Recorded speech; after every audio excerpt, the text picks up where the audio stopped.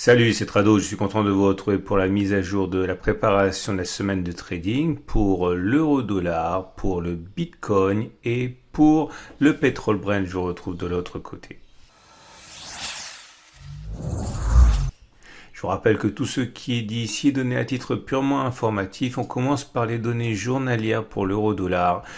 Données journalières pour lesquelles la tendance de fond est toujours haussière. On le voit au fait que nous soyons au-dessus de la moyenne mobile à 50 jours qui monte. Par contre, la tendance de plus court terme donnée par la moyenne mobile à 20 jours est plutôt baissière puisque nous sommes en dessous de cette même moyenne mobile à 20 jours qui descend. Néanmoins, nous sommes sur une zone de support, sur même un rideau défensif puisque les 11, 12, 36, 1, 11, 63 et 1, 11, 47, 1, 11, 22 sont des supports théoriques puisque c'était des résistances ici et là qui ont été cassées, qui ont donc changé de polarité pour devenir support théorique. On le voit d'ailleurs à la difficulté que les baissiers ont à entraîner l'euro-dollar en dessous de la zone des 1, 12, 36, 1, 11, 63 qui sert au contraire de base d'achat pour de nombreux traders. En tout cas, cela fait depuis le 12 juin que cette zone est travaillée et qu'elle ne lâche pas.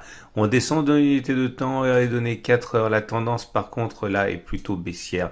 On le voit au fait que nous soyons en dessous de la moyenne mobile à 20 périodes, en dessous de la moyenne mobile à 50 périodes, toutes les deux descendantes.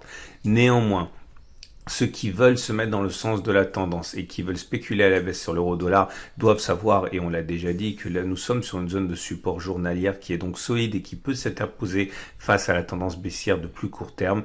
Il faudrait peut-être mieux envisager, comme beaucoup, que des signaux baissiers apparaissent en cassure de cette zone des 1, 12, 36, 1, 11, 63 pour voir si des signaux apparaissent et qu'on pourrait éventuellement mettre à profit pour spéculer à la baisse. Mais pour l'instant, cette zone est une zone de support sur laquelle il est assez dangereux de spéculer à la baisse. Autre solution, attendre que la zone des 1, 11, 47, 1, 11, 22 casse pour chercher des signaux baissiers. C'est ce que sans doute feront beaucoup de traders. Par contre, ceux qui ont un biais haussier attendent sans doute que sur la zone des 1, 12, 37, 1, 11, 63, voire 1, 11, 47, 1, 11, 22, des signaux haussiers apparaissent, par exemple comme cet avalement haussier auquel on a pu assister le 22 juin.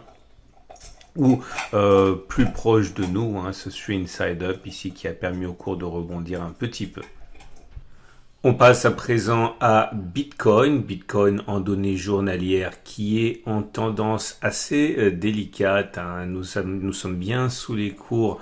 Nous sommes bien sous la moyenne mobile à 20 périodes, sous la moyenne mobile à 50 périodes. Les deux semblent vouloir adopter une pente baissière, mais c'est plus clair pour la moyenne mobile à 20 jours. Donc on est en tendance de court terme plutôt baissière. Par contre, c'est un peu moins clair pour la tendance de la moyenne mobile à 50 jours qui est plutôt plate. Donc on va dire que la tendance de fond est plutôt neutre. Et en fait, cela traduit cette longue latéralisation à laquelle on assiste depuis maintenant mai 2020. Et nous avons un support journalier fort efficace à 8700, 8400. Et ici, on voit que les rebonds sont évidents sur cette zone. La résistance de référence est à 9990, 10090. On descend d'une unité de temps, on regarde les données 4 heures pour voir ce que les traders de court terme pourraient faire. La tendance, par contre, est sans ambiguïté sur les données 4 heures. Nous sommes en dessous de la moyenne mobile à 20 périodes qui descend, en dessous de la moyenne mobile à 50 périodes qui descend.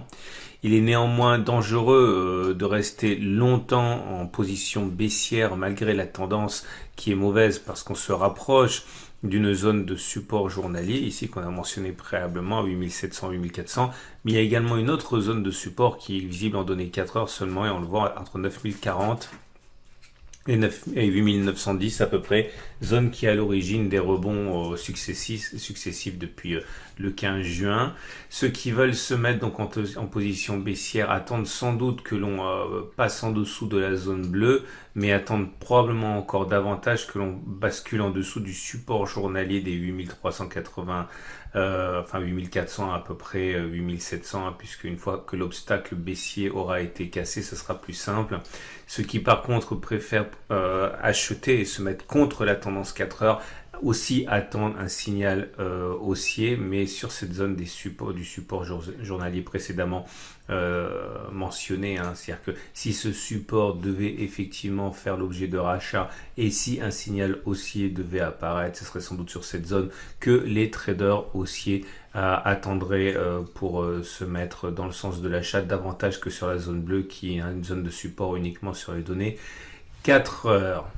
Et on va terminer avec le pétrole Brent qui est en tendance haussière pour la tendance de fond puisque nous sommes au-dessus de la moyenne mobile à 50 jours qui monte, mais la tendance de plus court terme avec la moyenne mobile à 20 jours est plus délicate. Nous sommes en train de la travailler et si la bougie devait terminer comme elle a commencé, on serait en tendance neutre puisque en dessous d'une moyenne mobile à 20 jours qui monte. On surveille de près le support journalier des 37,80-40 ici, qui était une zone de résistance, qui a été cassée, qui a changé de polarité, qui est donc devenu support comme l'attestent les deux bougies du 12 et du 15 juin. La résistance journalière des 50,29, 53,13 ne sera pas facile à passer a priori, puisque cela fait quand même 2 échecs consécutifs pour les haussiers. On descend d'une unité de temps.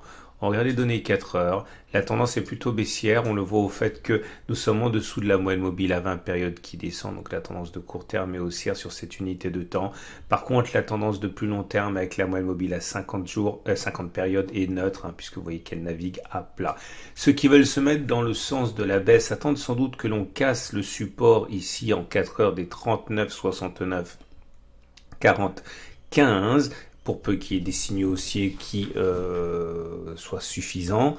Ceux qui envisagent plutôt de se mettre contre la tendance naissante et qui est baissière et qui veulent acheter, eh bien, sans doute attendent-ils que l'on revienne sur la zone de 4 heures, données 4 heures des 37,72, 37,15, d'autant qu'elle est incluse à l'intérieur de cette zone de support journalière orange qu'on a mentionné préalablement. Bien sûr, un passage au-dessus de la zone des 43,95, 43,80 ici, celle qui est à l'origine de la décrue récente, pourrait permettre d'initier des trades longs chez certains à condition que le signal haussier qui apparaîtra soit suffisant.